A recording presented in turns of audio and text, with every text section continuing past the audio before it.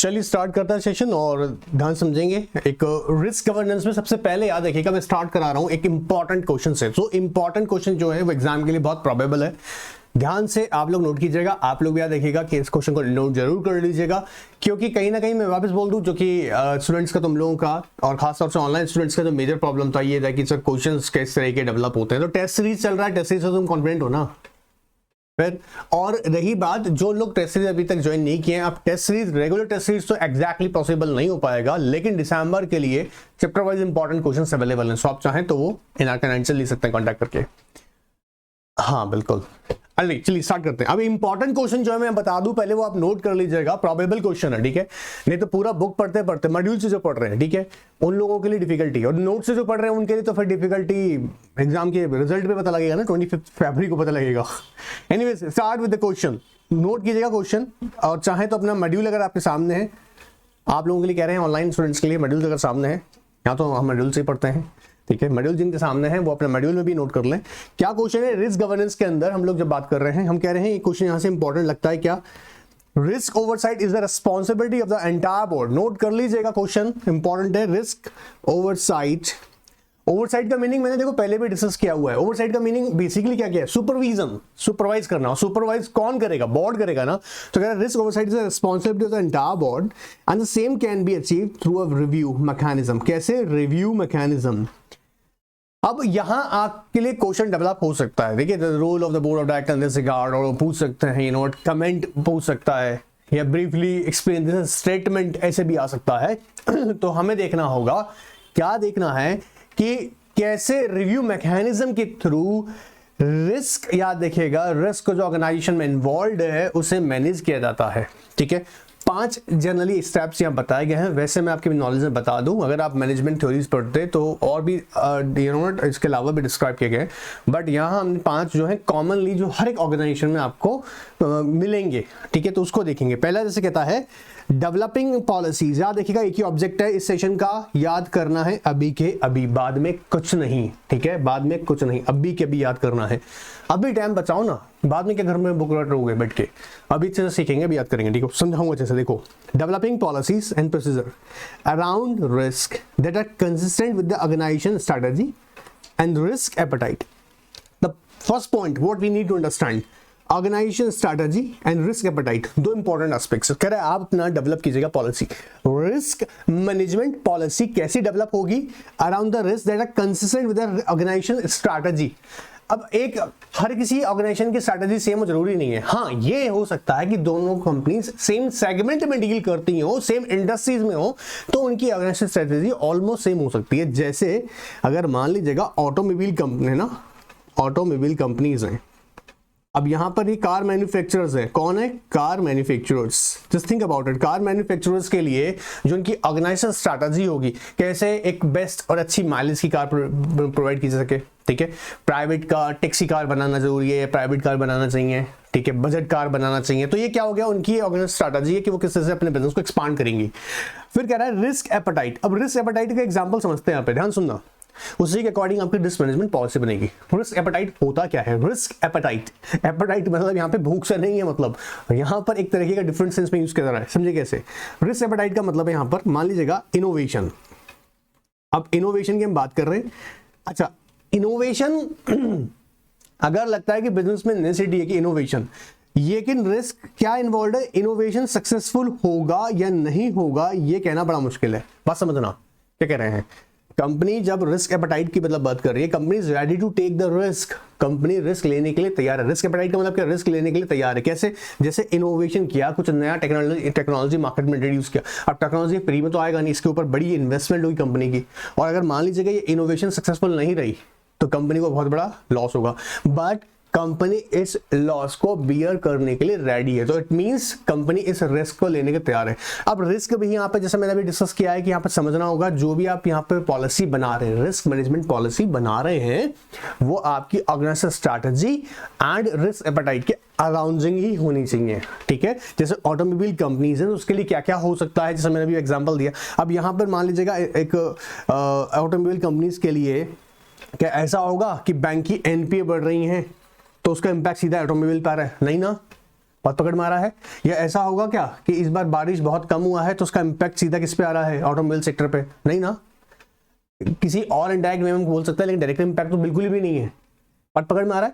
तो अराउंडिंग सराउंडिंग मतलब यहाँ पे क्या है जो उस ऑर्गेनाइजेशन स्ट्रैटेजी को इंपैक्ट करता होगा। तो पहला क्या करना होगा, डेवलपिंग, बोलो मेरे साथ, डेवलपिंग पॉलिसीज बोल लीजिएगा, बिल्कुल बोलिएगा, लेकिन धीरे रिकॉर्डिंग में ना समझ आए ना, वैसे कंट्रोल चिंता मत करो, तुम्हारा आवाज आएगा नहीं जल्दी से। तो क्या कह रहे हैं, developing policies and procedure around risk, developing policies and procedure around the risk which consistent with the organization strategy and risk appetite. Taking steps to foster risk awareness. Risk awareness कहां, अब रिस्क अवेयरनेस ऑर्गेनाइजेशन के अंदर जरूरी है, और organisation में कहां पर, जो कंपनी के पर्सनल्स है ना, पर्सनल मतलब कंपनी का एम्प्लॉय लोग है ना, उनको पता होना चाहिए कि कंपनी, जैसे अभी एक एग्जांपल समझते हैं, देखिएगा जैसे हमने एक बात बताया था कि एक कंपनी का एक एंटरप्रेन्योर है, ठीक है, एक एंटरप्रेन्योर है जो एंटरप्रेन्योर करता है, do you have an idea, अगर इन suppose if such idea seems to be viable, execute करो, फॉर द प्लानिंग आप खुद चल जाएंगे। कोई एक एंटरप्रेन्योर है जो कह रहा है क्या कि नहीं, पहले आइडिया होना, प्रॉपर प्लान होना, पेपर पे होना उसका, फिर उसके एग्जीक्यूशन की हम बात करेंगे। तो दोनों के रिस्क टेकिंग जो अप्रोचेस है ना वो डिफरेंट है दोनों एंटरप्रेन्योर्स की। वही एक ऑर्गेनाइजेशन के अंदर जो विजन और मिशन डिसाइड होता है, वो कौन डिसाइड कर रहे होते हैं जनरली, उसके फाउंडर्स के हम विजन और विजन को देख रहे होते हैं। उसी के अकॉर्डिंग वो फाउंडर किस तरीके की रिस्क टेकिंग कैपेसिटी मेंटेन करने के लिए रेडी है वो भी देखा जाएगा। वही अप्रोचेस स्प्रेड की जाएंगी, वही अवेयरनेस स्प्रेड की जाएंगी अमंग द एम्प्लॉइज। तो foster what, promote awareness about the risk, कि किस किस लेवल पे किस तरीके के रिस्क हैं। जैसे अब ऑर्गेनाइजेशन में हर एक लेवल पे डिफरेंट रिस्क हो सकता है। इंटरनल कंट्रोल सिस्टम जो हम लोग ऑर्गेनाइज करते हैं वो किस लिए करते हैं, ताकि जो इंटरनली कोई रिस्क है, जैसे एग्जांपल के तौर पे समझिएगा, पता लगा हमने किसी पर्टिकुलर डिपार्टमेंट के, जैसे अकाउंट्स डिपार्टमेंट के अंदर एक्सेसिव पावर दे रखा है किस चीज को लेके, किसी भी तरीके के मान लीजिएगा अप्रूवल्स को अप्रूव करने के लिए। जैसे एग्जांपल बताते हैं, अभी रिसेंट एक दिवाली का एग्जांपल मुझे याद आ रहा है, मैंने कहीं कंपनीज में ऑब्जर्व किया था। क्या, जैसे अकाउंट्स जो जनरली कंपनीज एक स्मॉल लेवल पे वर्क कर रही है, उनके अकाउंटेंट्स जो होते हैं, कंपनी के अकाउंटेंट्स होते हैं, ठीक है ना, तो कई सारी जो स्वीट वेंडर्स होते हैं ना, स्वीट वेंडर्स, वो अप्रोच करते हैं लोगों को, अपने अच्छे अच्छे मिठाई के सैंपल लेके पहुंचते हैं और कहते हैं सर हम चाहते हैं कि आपकी कंपनी हमको ऑर्डर दे। क्यों, क्योंकि यहाँ पता है कंपनी को 100 पैकेट्स ऑर्डर करने हैं, 200 पैकेट्स ऑर्डर करने हैं अपने दिवाली पे अपने एम्प्लॉयज को, स्टाफ को, एज अ गिफ्ट देने के लिए। अब क्या होता है, यहाँ ये बैठा अकाउंटेंट ये देख रहा है कि अरे मेरे को ये लोग ऑर्डर के लिए बोल रहे हैं, 100 का ऑर्डर देना है मेरे को। अब ये लोग भी इसको क्या कर रहे हैं, गलत तरीके से इसको ऑर्डर पास कराने का काम करवा रहे हैं। यहाँ पर कैसे इसको कमीशन दिया जा रहा है अकाउंटेंट को, ये बुरी क्वालिटी के शीट्स को ऑर्डर अप्रूव कर रहा है। अब ये सारा सिस्टम जो है ना, ये ऐसा नहीं होना चाहिए।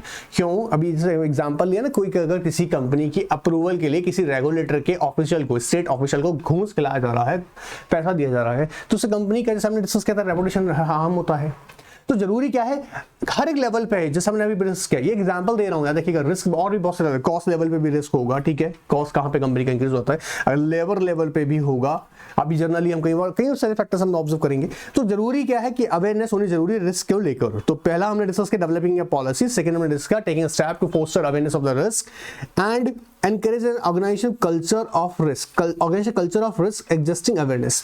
Now we need to understand what is the organization culture. We can take the example of Google. आपने देखा ना, गूगल के ऑर्गेनाइजेशन कल्चर के अंदर वो अपने एम्प्लॉयज का बहुत ख्याल रखते हैं, फ्लेक्सिबल आवर्स होते हैं वर्किंग के, जिमिंग फैसिलिटीज प्रोवाइड करते हैं, and all they will cover all aspects. So like जब हम बोल रहे हैं organization culture, it means that कि एक ऑर्गेनाइजेशन अपने किस तरह से बिहेव कर रही है अपने एम्प्लॉय साथ में। जैसे अभी एक और एग्जाम्पल आता है, नेटफ्लिक्स है ना, वो अपने एम्प्लॉयज को टाइम बाउंड फैसिलिटी मतलब वर्किंग के लिए बांधता ही नहीं है कि आपको इतने आवर्स वर्किंग करना होगा। They believe in and product, मतलब अगर आपसे कहा गया तो वो कहते हैं कि एंड प्रोडक्ट, क्वालिटी क्या प्रोड्यूस हो रही है, आप कितने घंटे काम कर रहे हैं उसके लिए इंपॉर्टेंट नहीं है। जैसे गूगल कहता है फ्लेक्सिबल आवर्स आपके वर्किंग के लिए, कई कंपनीज ऐसी हो 3 आवर्स 3 डेज वर्किंग करवाते ना वीक। पहले बेटा पढ़ तो लो तब तो जाओगे वहां तक। तो बात समझ में आ रहा है, क्या हो रहा है। तो अब ये कर रहे हैं, यही organization culture of risk existing awareness. तो इस आपके ऑर्गेनाइजेशन कल्चर के अंदर रिस्क एग्जिस्टिंग अवेयरनेस को लेके भी होना चाहिए, ताकि टीम जो है ना, कंपनी की ऑर्गेनाइजेशन टीम है, वो कलेक्टिवली वर्क करे इसके लिए। मेंटेनेंस रिस्क रजिस्टर, अब रिस्क रजिस्टर का मतलब यहाँ पे क्या होगा, आइडेंटिफाई कीजिएगा रिस्क, डिस्क्राइब कीजिएगा रिस्क, एस्टिमेशन होना चाहिए, क्या आपने रिस्पॉन्ड किया रिस्क को, बहुत सारी एस्पेक्ट्स कवर होनी चाहिए, ताकि जब भी जरूरत पड़ेगा तो आप इस रिस्क रजिस्टर को मॉनिटर करके आप फ्यूचर में अच्छे डिसीजन ले पाएंगे। जैसे मान लीजिएगा एग्जांपल, जैसे हम टेस्ट सीरीज में क्या कर रहे थे, बच्चों को टेस्ट सीरीज करने का पीछे लॉजिक क्या है समझिएगा। टेस्ट सीरीज के पीछे लॉजिक क्या है कि अगर कहीं आपने अच्छा परफॉर्म नहीं कर रहे हैं, कहीं आपकी ड्राफ्टिंग अच्छी नहीं है, कहीं आंसर आप प्रॉपर नहीं ड्राफ्ट कर पा रहे हैं, क्या आप 3 आवर्स के ड्यूरेशन के अंदर एग्जाम को प्रॉपर अटेम्प्ट कर पा रहे नहीं कर पा रहे, सारी चीजें क्यों कंसिडर की जा रही हैं ताकि आप मेन एग्जाम में अच्छा परफॉर्म कर सकें। तो जब आपकी आंसर शीट्स हमारे पास आती हैं, ऑनलाइन स्टूडेंट्स के लिए बता रहा हूं और आप लोगों को तो खैर ही ऑफ कोर्स, तो क्या उसका बेनिफिट मिलेगा, जब जहां चेक किया जाता है बताया जाता है देखिए आपने गड़बड़ किया, इसको गड़बड़ को मत कीजिएगा, या आपने अभी पुराना जमाने का आंसर लिख रखा है, बेटा जमाना बदल गया है, अमेंडमेंट्स को कैरी कीजिएगा, आप उन आंसर्स को लिखिएगा। अब ये क्या हो रहा है, आपको टाइमली एक तरीके से आपको बचाया जा रहा है कि आप वो गलती ना करें। तो रिस्क रजिस्टर क्या है कि रिस्क को आइडेंटिफाई करके मेंटेन करेंगे, रिस्क आइडेंटिफाई करेंगे, डिस्क्राइब करेंगे, एस्टिमेशन लगाएंगे, उसके बाद में रिस्पॉन्ड करेंगे, मॉनिटर करेंगे, एक्शन लेंगे, सारी एस्पेक्ट्स है रिस्क रजिस्टर में होंगी। तो ये हमारे लिए यूजफुल रहेगा जब हम रिव्यू करेंगे इसको।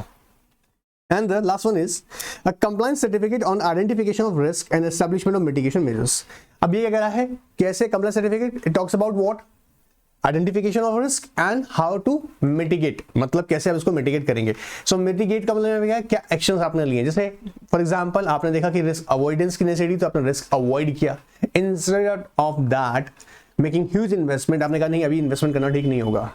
जैसे कोई investment companies होती है ना, तो क्या करती हैं कि अभी मार्केट बहुत फ्लक्चुएट हो रहा है, तो बोला अभी हम इन्वेस्टमेंट्स नहीं करेंगे, बचेंगे, तो क्या रिस्क अवॉइडेंस, तो किस तरीके के मेजर्स आपने अडॉप्ट किए वो कंसीडर करेंगे। तो क्वेश्चन को अगर हम ध्यान से देखें तो हमने क्या बोला, risk oversight is responsibility entire board and the same can be achieved through a review mechanism.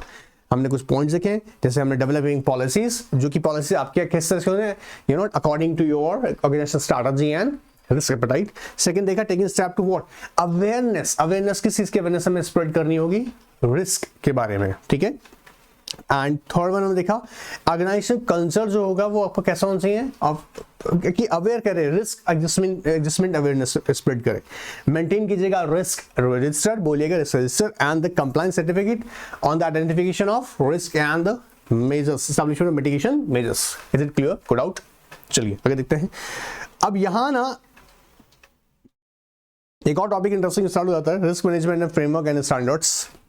अगर हम देखें जनरली क्या है, देखो समझो, आप जब अपने risk enterprise risk management draw करेंगे, एक प्रोग्राम ड्रॉ करेंगे, कोई भी एंटरप्राइज करेगी तो कुछ इंटरनेशनल स्टैंडर्ड्स को फॉलो कर सकती है। वो एक गाइडिंग प्रिंसिपल्स हैं, कौन कौन से यहां पर एक देखो बात करता है enterprise risk management integrated framework 2004। ये क्या है, गाइडिंग प्रिंसिपल्स हैं जिसको फॉलो करके कंपनी अपने लिए एक best risk management policy draft कर सकती है। जैसे in response to a need for principle based guidance in help to help entities design and implement effective enterprise wide approach to risk management, Committee of Sponsoring Organizations of Tradeway Commission is issued Enterprise Risk Management Integrated Framework in 2004.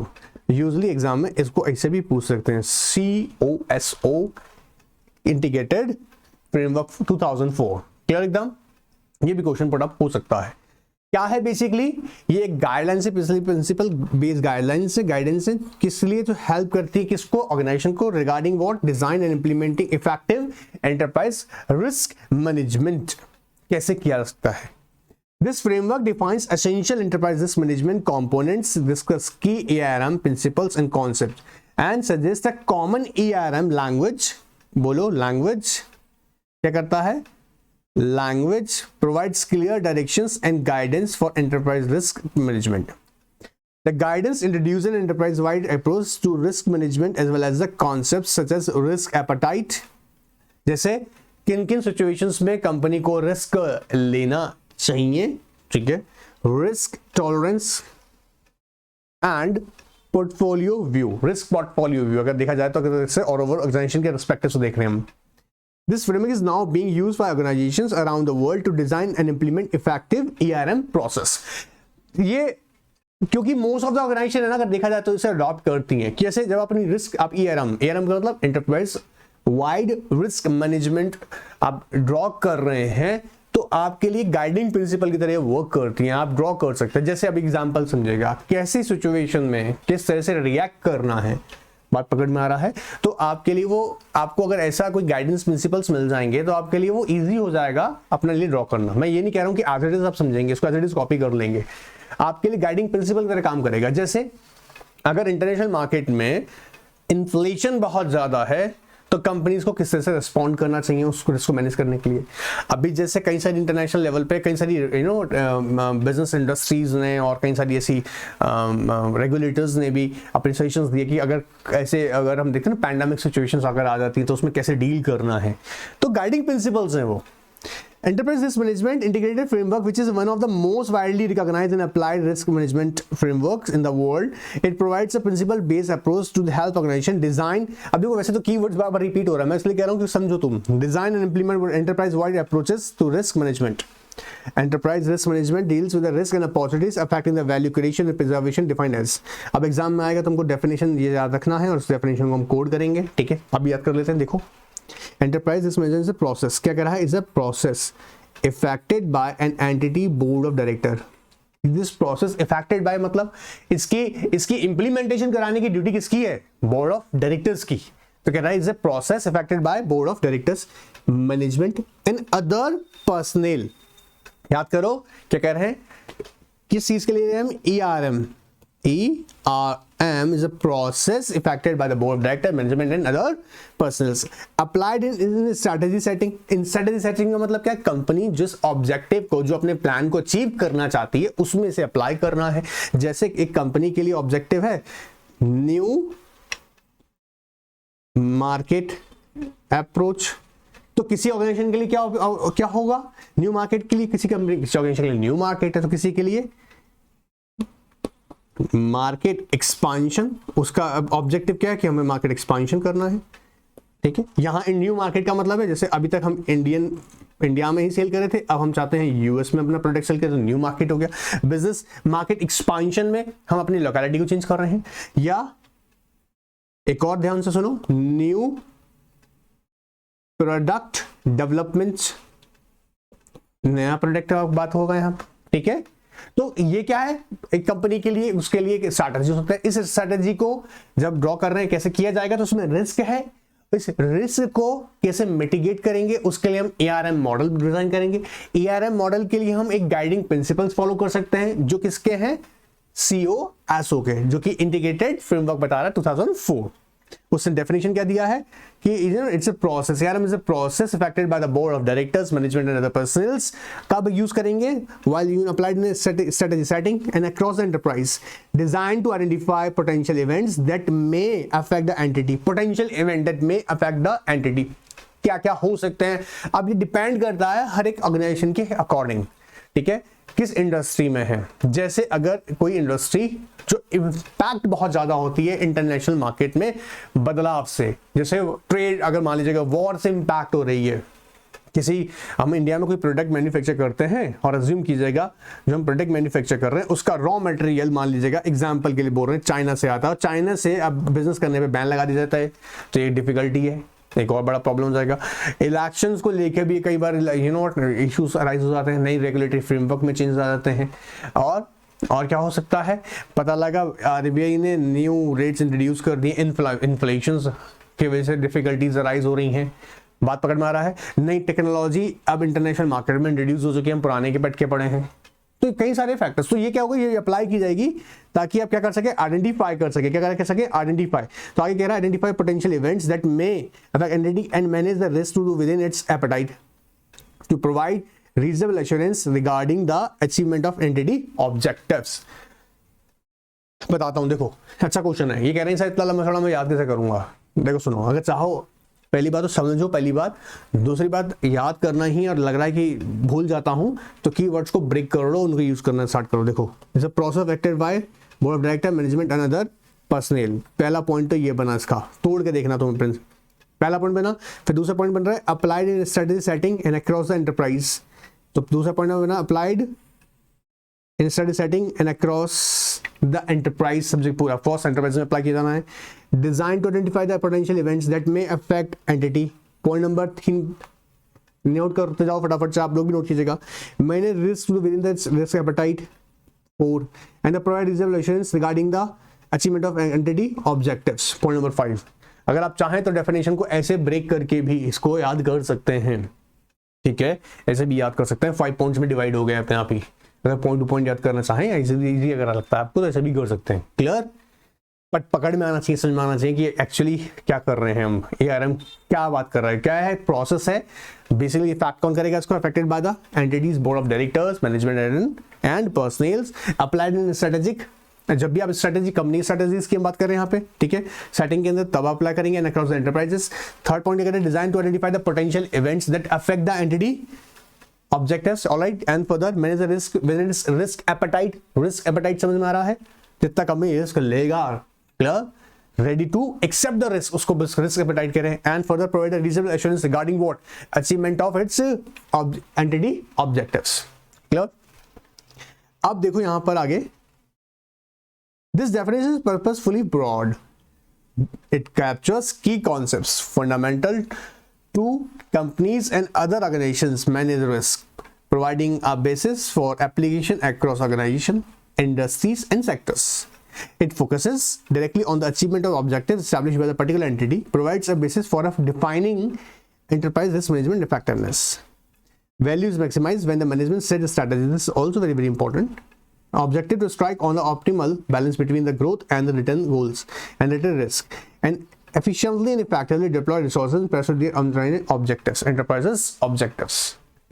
अच्छा, कई बार इस तरह से भी question draw हो जाती है, क्योंकि जितना आप इफेक्टिवली आप बनाएंगे, आपका ARM मॉडल होगा, है ना, फ्रेमवर्क होगा, उतनी ही ज्यादा आप कंपनी की सक्सेस के चांसेस बढ़ जाएंगे, क्योंकि उतने ज्यादा वो अवेयर है रिस्क के साथ में, और उसके लिए उसने प्रिपरेशन किया हुआ एडवांस में क्या एक्शंस होंगे अगर कोई अनसर्टेनिटी अराइज होती है। अब जैसे यहां पर हम देखें, ARM enterprise risk management encompasses, कुछ एस्पेक्ट्स हैं वो हम जब याद कर लेते हैं। Aligning risk appetite and strategy, ये दोनों साथ हमको चलिए चलना है, risk appetite and strategy. Management consider entity risk appetite in evaluating the strategic alternatives, strategic alternatives, strategic alternatives, वापस स्ट्रेटेजिक अल्टरनेटिव्स। आपने ऑब्जर्व किया होगा, देखिए मैं इसको एग्जांपल से समझाने की कोशिश करता हूं। आपने देखा होगा एग्जाम में कई बार क्या होता था, अभी भी हम इसको ध्यान से देखें। क्वेश्चन नंबर 1A, मान लीजिएगा जो भी आया XYZ, ठीक है, जो भी क्वेश्चन आया, फिर आता है और, फिर क्वेश्चन नंबर, आप क्या करते हैं, या तो इसे ऑप्ट कर रहे हैं, इसे ऑप्ट कर रहे हैं, जो अल्टरनेटिव है आपके लिए, आप कौन सा ऑप्ट करते हैं? Which one is best for you, जो आपके लिए बेस्ट होता है आप उसी को ही चूज करते हैं ना। ये आपके एग्जांपल की वजह से दे रहा हूं ताकि आपको इसको बात पकड़ में आए कि रिस्क एपेटाइट एंड स्ट्रेटजी से मैं मीनिंग किस सेंस से कहना चाह रहा हूं।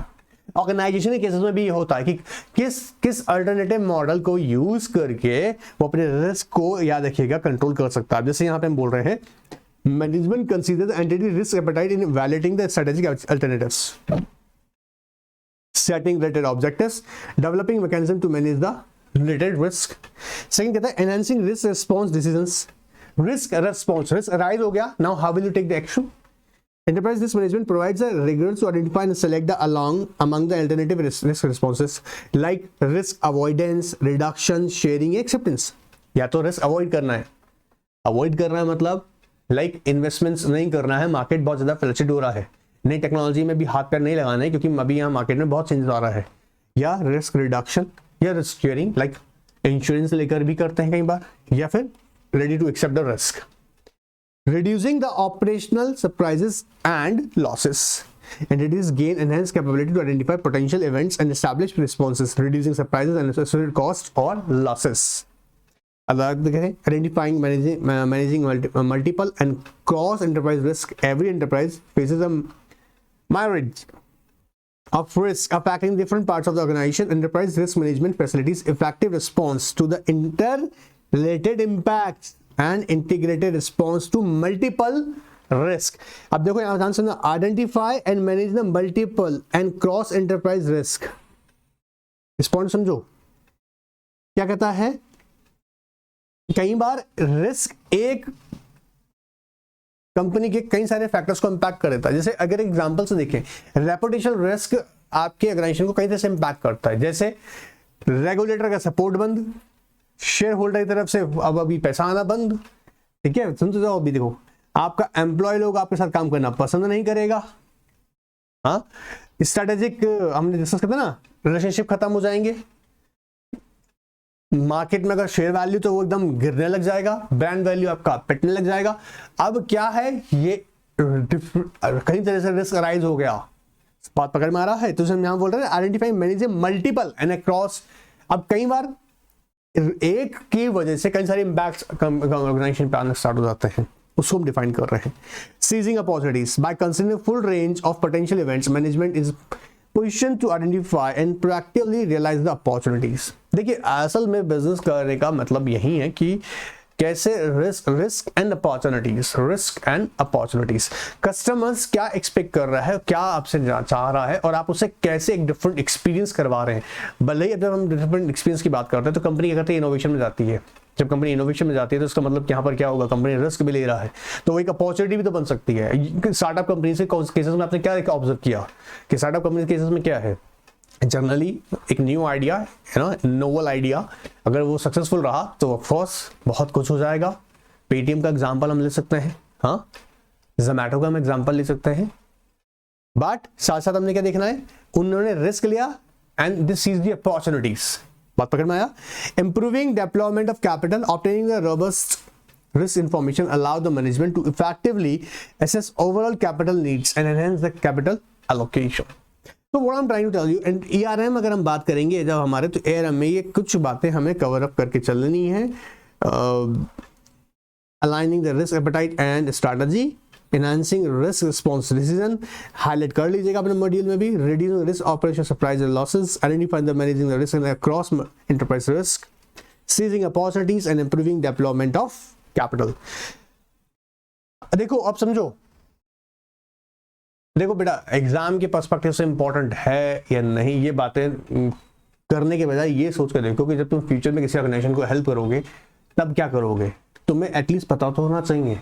और क्यों मैं पूरी मॉड्यूल से रीड करवाता हूँ, ताकि आपकी लैंग्वेज इंप्रूव हो सके, आप राइटिंग इंप्रूव हो सके। तो इसलिए मॉड्यूल से हम लोग पढ़ रहे हैं, ठीक है। तो इसलिए अब आप भी ध्यान रखिएगा। और आप क्या सवाल कर रहे हो, हाँ चलो, आई होप यहाँ तक कोई डाउट नहीं है। और मेरे अगर ऑनलाइन स्टूडेंट्स अगर कोई डाउट है तो ऑफकोर्स आप लोग मेरे से पूछेगा, बिल्कुल पूछेगा। 9 का व्हाट्सएप पर क्वेरी भेज सकते हैं, आंसर करेंगे।